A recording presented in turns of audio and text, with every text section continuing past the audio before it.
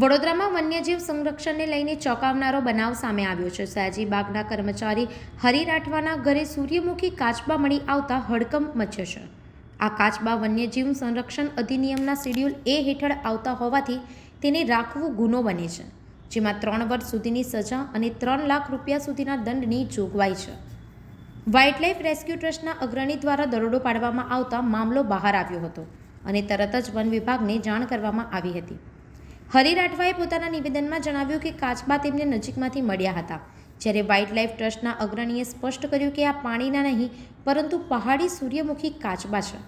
હવે સવાલ ઊભો થાય છે કે આ કાચબા સયાજીબાગમાંથી લાવવામાં આવ્યા છે કે નહીં, જેને લઈને વન વિભાગ દ્વારા તપાસ હાથ ધરવામાં આવી છે. જો કાચબા સયાજીબાગના હોવાનું સાબિત થાય તો કર્મચારીઓ દ્વારા જ વન્યજીવોની તસ્કરી થતી હોવાના ગંભીર પ્રશ્ન ઊભા થશે. અહીં ખોડિયારનગરમાં